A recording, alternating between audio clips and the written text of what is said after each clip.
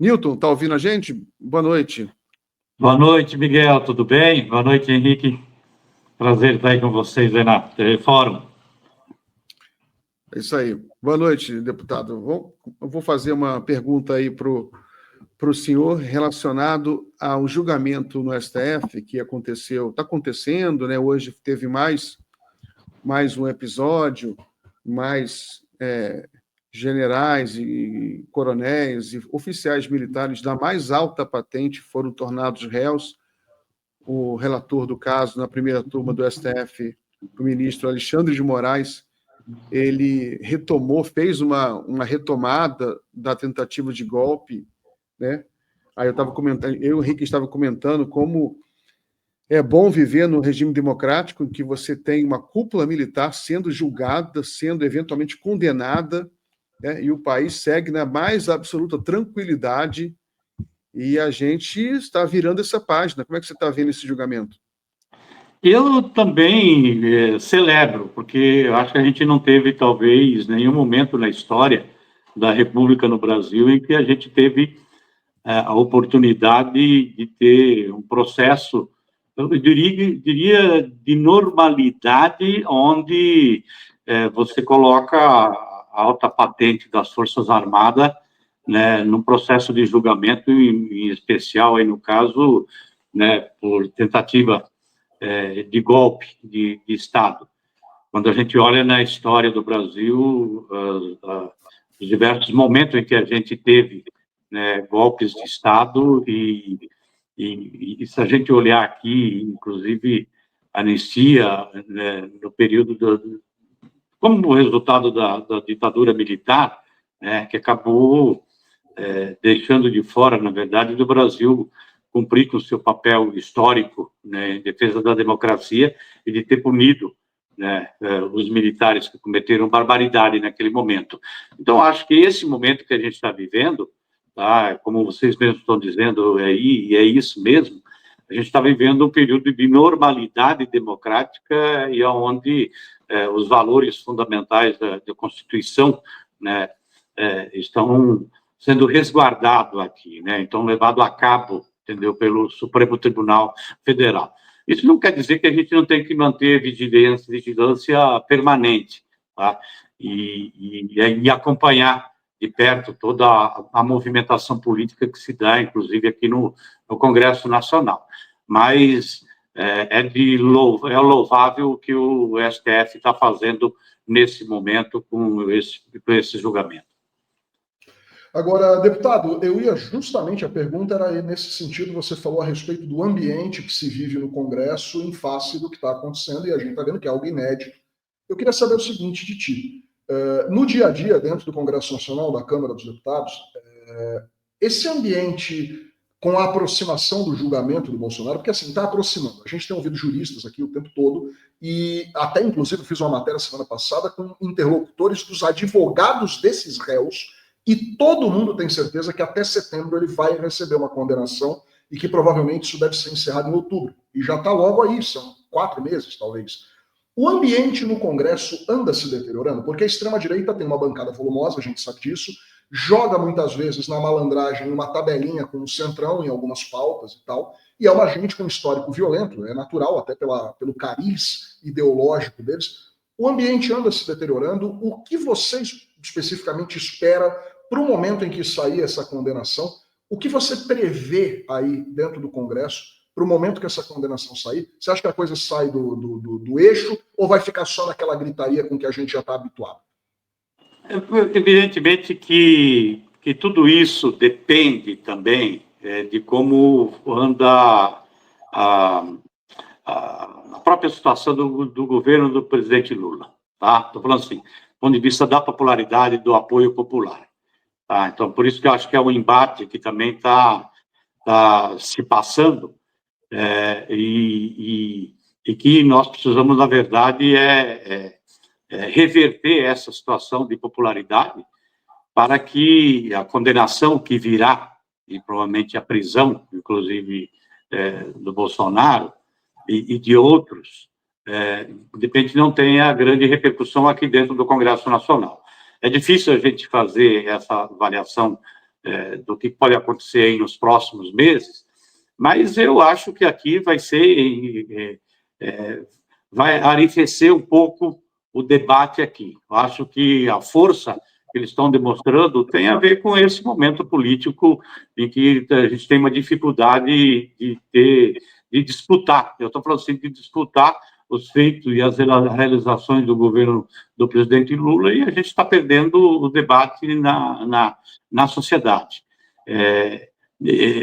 O que me preocupa mais, uma coisa é o submundo daquilo que dá em termos de repercussão nas redes sociais, né, da capacidade do poder econômico que tem esse submundo, né, da desinformação. Mas o que me preocupa, eu estou falando da própria mídia corporativa, né, que não está entendendo um pouco o que é que está em jogo, né, nesse momento histórico, né, e do quanto que precisa, do ponto de vista da própria consolidação da democracia, levar a cabo essa condenação e mudar o filme, tocar a bola para frente. Nós temos eleições o ano que vem, enfim, mostrar que tem normalidade nesse país e que precisa continuar a normalidade, e vamos disputar, né, o processo eleitoral. Tá? Então, acho que a tendência mais para frente aí é arrefecer esse embate e esta força que a extrema-direita está demonstrando aqui dentro do Congresso Nacional nesse momento. Mas mostrando nesse momento porque estão jogando também todas as cartas para poder influenciar no próprio processo que está ocorrendo de um julgamento dentro do Supremo. Deputado, ainda sobre essa correlação de forças dentro da Câmara dos Deputados, eu queria saber como o senhor vê a questão do centrão, né, chamado centrão, que é um termo pejorativo, mas também se refere ao centro político, aos deputados que oscilam de um lado para o outro e têm preocupações, não são muito ideológicos. E você vê que o governo Lula tem conseguido apoio para alguns projetos importantes de interesse do governo, que o centro apoia. A votação da reforma tributária foi aprovada. Agora, por exemplo, essa reforma do imposto de renda também é de interesse do governo que seja aprovada, eu imagino, né? Você acha que ela tem condição de ser aprovada? Você acha que esse centro, quando é um assunto mais econômico, menos ideológico, apesar de que esse projeto tem alguns componentes um pouco mais políticos, né? A questão de você cobrar imposto dos mais ricos, mas, enfim, como é que você está vendo as reformas de interesse do governo? Então, eu vejo aquilo, eu acho que o presidente Lula não teve grandes dificuldades para aprovar os projetos importantes do governo, né, nesse período até agora. E vai continuar não tendo dificuldade para aprovar nesses projetos. Mas eu quero, na verdade, a partir até da pauta que eu mais acompanho de perto, de colocar... Eu falo assim, e acho que Lula vai se reeleger, por exemplo, ano que vem. Evidentemente que uma aliança muito mais ampla do que aquela que elegeu em 2022. E a base, evidentemente, ela parte de boa parte daquilo que é a base do governo hoje. E aí, que eu quero colocar em cima, por exemplo, da pauta que eu acompanho mais de perto, nós vamos, evidentemente, ter talvez até mais dificuldade no próximo governo Lula com relação, por exemplo, à pauta ambiental. Isso por quê? Porque é a realidade que a gente tem hoje do Congresso Nacional, e o Congresso Nacional é a realidade daquilo que é o pensamento da maioria do povo brasileiro, tá? Que é conservadora, né? Que, de certa forma, não coloca na ordem do dia, por exemplo, pautas importantes que o governo do presidente Lula está tentando implementar, principalmente nesta área ambiental, da transição ecológica, de ver a agenda de meio ambiente como uma agenda de oportunidade que se coloca para o Brasil, pelo diferencial que o Brasil tem em relação a outros países que também precisam fazer a sua lição de casa para enfrentar a crise climática. E quando a gente olha para as eleições de 2022, a gente tinha, na verdade, um desmonte, né, da capacidade do Estado, né, então, de um desmonte geral e de um desmonte do projeto de país, podemos dizer assim, tá? E naquele momento, entendeu, a própria campanha eleitoral, o debate que tinha, era a necessidade de retomar o projeto de país, tá? E agora a gente não tem isso, né? Nós estamos tocando, tá reconstruindo, tá? Está se trabalhando isso, e aí eu acho que a grande dificuldade que a gente tem é de como é que dialoga com o coração das pessoas, né? E porque só os números, né, o conjunto de políticas públicas que trouxe de volta, ela não está sendo suficiente, tá? Então, eu tenho uma preocupação que a gente tem, vamos ganhar as eleições do ano que vem, mas talvez numa conjuntura mais difícil ainda daquilo que é o significado do centrão, do ponto de vista do toma lá da cá. Eu estou falando da forma como o centrão age, tá? E vamos sempre considerar aí que 70%, 80% do centrão é essa base da Frente Parlamentar da Agropecuária, a bancada ruralista, né, e que se articula com outras forças conservadoras, tá, e acaba se tornando uma maioria. Então, que vão ter? Boa parte disso aí vão estar, inclusive, com o Lula nas eleições do ano que vem, mas com preço muito caro para aquilo que a gente acredita em termos de projeto de país, né, baseado no programa do PT, né, ou daquilo que seria a vontade do próprio presidente Lula. Agora, deputado, a gente vem aqui, eu e o Miguel, quase todos os dias debatendo com inúmeras figuras do campo da esquerda, com representação política, né, com mandato, enfim.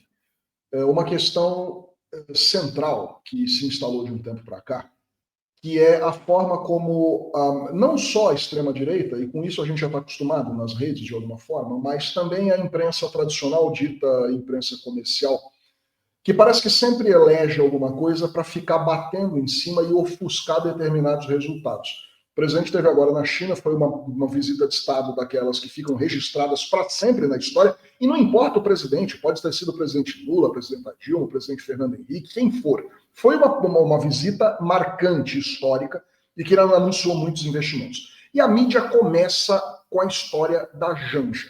É uma coisa que, assim, é de encher a paciência. Ela virou figura central de um debate vazio, que não tem o menor sentido, absolutamente inócuo.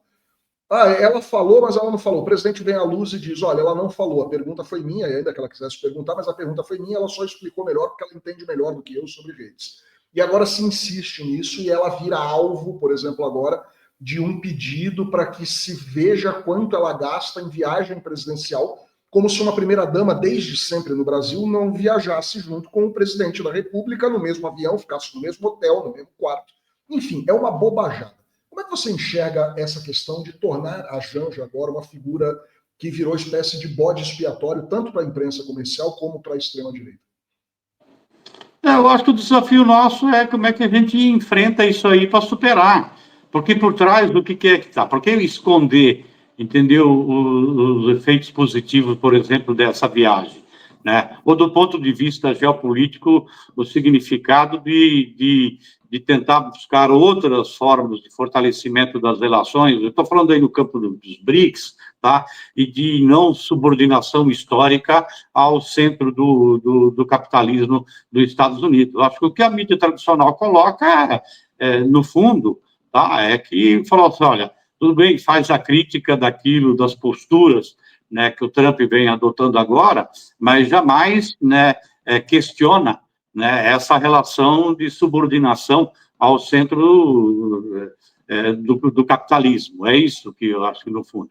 Então, quando pega casos aí, por exemplo, do caso da Janja, é para obscurecer, entendeu, os feitos, né, que o Brasil está fazendo, entendeu, com muita sabedoria, né, de como é que enfrenta essa guerra comercial, de como é que vê, entendeu, como é que está se configurando a própria geopolítica, como é que que os países, né, do Sul, entendeu, se articulam, o papel que o BRICS tem, entendeu? Né? Eu acho que é isso, não tem... O que nós precisamos fazer é fazer esse enfrentamento político e ideológico, e sabendo que nós nunca vamos ter, entendeu, da mídia tradicional, entendeu, o apoio, entendeu, quando você faz esse tipo de enfrentamento. E não estou falando que está sendo feito um enfrentamento, tá? Nós estamos falando do ponto de vista de sobrevivência, porque nós precisamos mudar, entendeu, o papel do Brasil em termos de construção de nação, dentro dos desafios que estão colocados aí para as próximas décadas, tá? E quando eu falo aqui da centralidade da agenda ambiental, da crise climática, ela veio com uma crise, entendeu, que vai afetar a economia no mundo todo, já vem afetando, e que, portanto, a gente tem condições diferenciadas se souber trabalhar e articular, entendeu, com outros países que estão no mesmo patamar, né, de desenvolvimento do Brasil, né?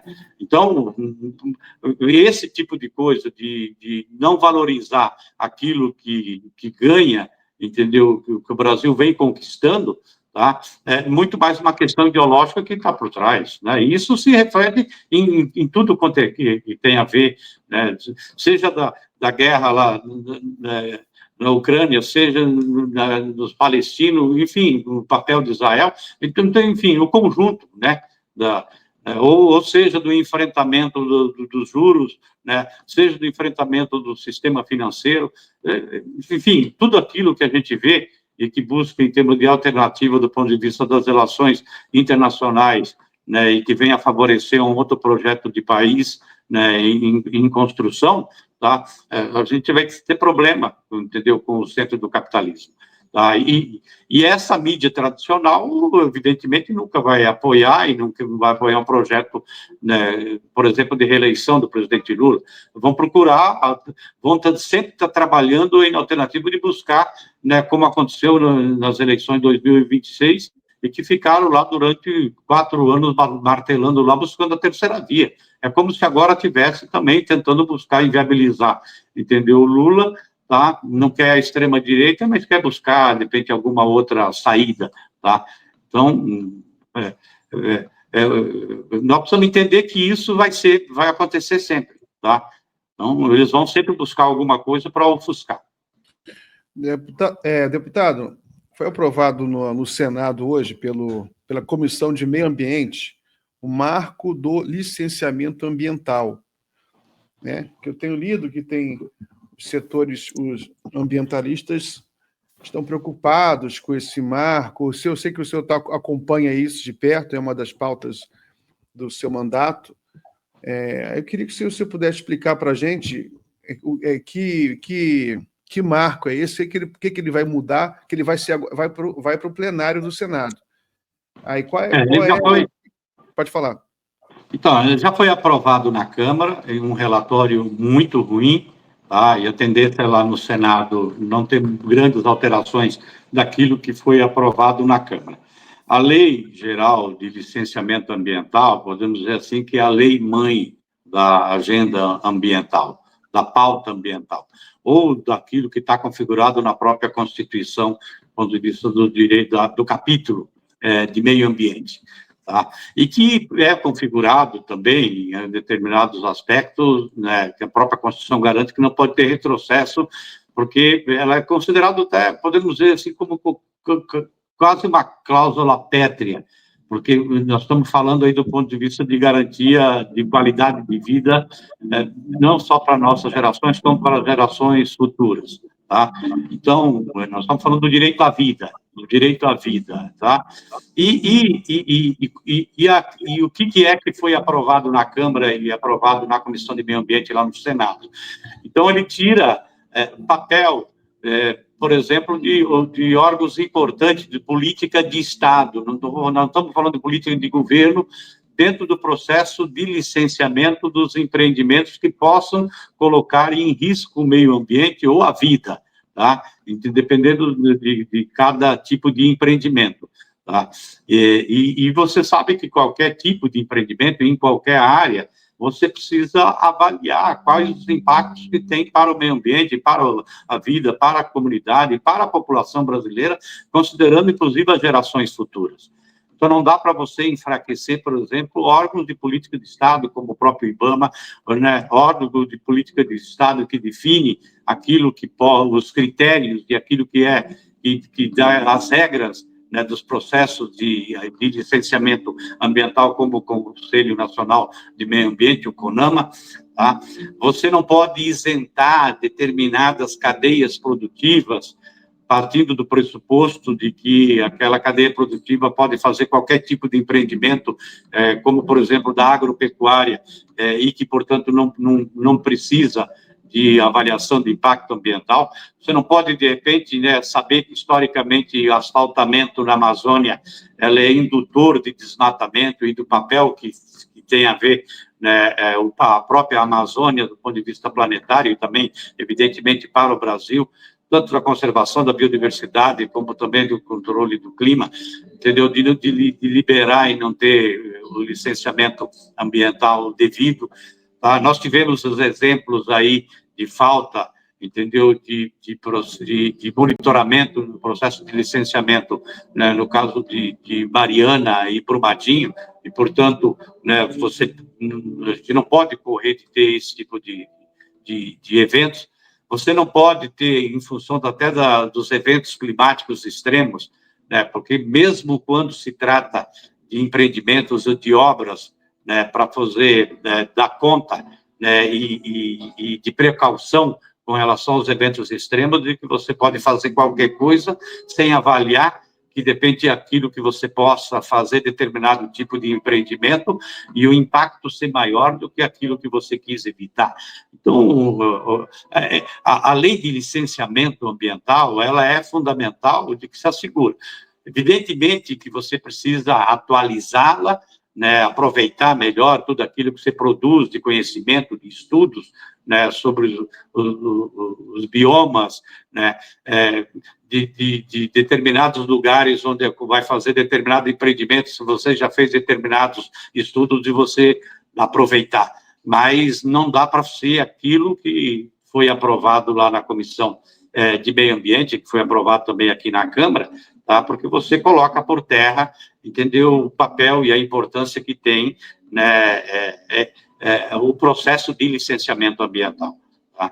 E ele tem etapas que precisam ser asseguradas, não dá para você, entendeu? É a etapa dos estudos, é a etapa para ver se as instalações estão adequadas, é a etapa para ver se está tudo ok para fazer as operações, porque qualquer tipo de empreendimento ele pode trazer benefícios sociais, tá? Econômicos, mas você precisa colocar na balança se o risco que você tem, depende do impacto que venha para a sociedade, pode ser maior do que os benefícios que podem vir de determinados empreendimentos, tá? Então, é isso que está em jogo.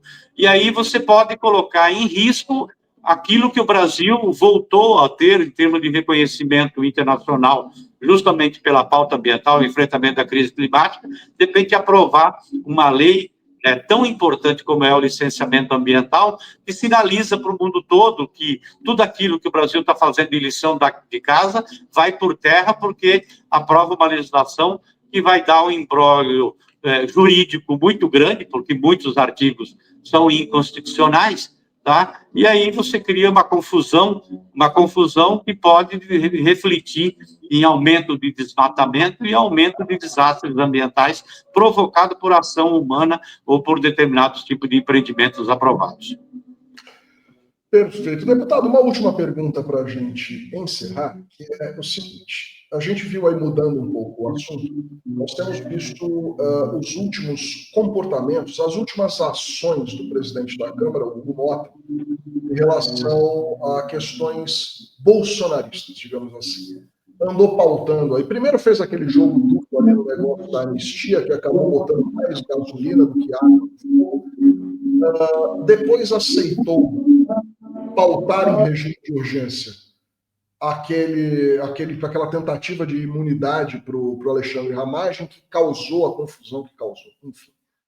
Como é que está a relação agora da base do governo na Câmara vocês, deputados do PT e de outros partidos, com o presidente da Casa e o Centrão, e como é que está a relação do governo com a presidência da Câmara dos Deputados depois dessas atitudes?